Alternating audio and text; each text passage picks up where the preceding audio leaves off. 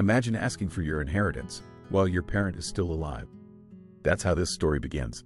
Jesus once told a crowd a simple story about a family, one father and two sons, but it carried a message so powerful that people have been talking about it for thousands of years. The younger son was restless.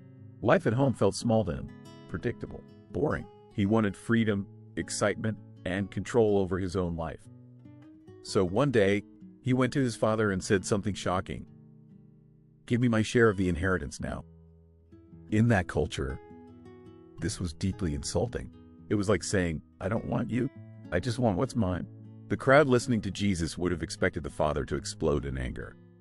But instead, the father did something unexpected. He agreed. He divided his property and gave the younger son his share.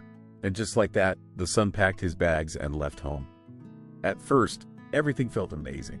The young man traveled far away. No rules, no responsibilities, no one telling him what to do. He spent money freely, lived wildly, and chased pleasure wherever he could find it. For a while, it felt like freedom. But money has a way of disappearing faster than we expect. Eventually, the inheritance was gone. And just as his pockets emptied, trouble hit. A famine swept through the land. Jobs vanished. Food became scarce. The same people who laughed with him when he was rich were nowhere to be found when he was broke. Desperate, the young man took the only work he could find: feeding pigs. To Jesus' audience, this detail mattered. Pigs were considered unclean animals. This job wasn't just humiliating. It was rock bottom. He was so hungry that he looked at the pig food and wished he could eat it. And no one helped him.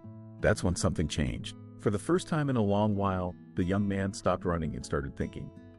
He remembered home. He remembered his father. He remembered that even the hired workers in his father's house had enough food while he was starving. And in that moment, he realized the truth.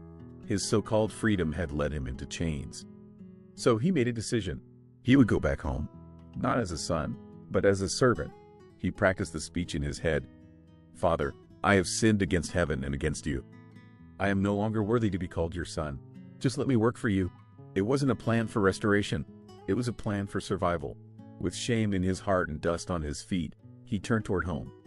While the son was still far away, before he reached the house, something incredible happened. His father saw him. That means the father had been watching, waiting, hoping, and instead of standing still, the father ran. In that culture, grown men didn't run. It was undignified, but the father didn't care. He ran to his son, wrapped him in his arms, and kissed him. The son began his rehearsed apology, but the father didn't let him finish. Instead, he called for servants. Bring the best robe, put a ring on his finger, put sandals on his feet. These weren't random gifts. They were signs of belonging. Then the father said, "Prepare a feast. We're celebrating." Why? Because my son was dead, and now he is alive. He was lost, and now he is found. But the story doesn't end there. The older son came in from the fields and heard the music. When he learned the reason for the celebration, he was furious. He had stayed, he had obeyed, he had worked hard, yet no feast had ever been thrown for him. Angry and hurt, he refused to go inside. Once again, the father did something unexpected. He went out to meet his son. The older son exploded. "I've done everything right. I've never disobeyed you, and yet you celebrate him." The father looked at his faithful son and said gently, "You have always been with me.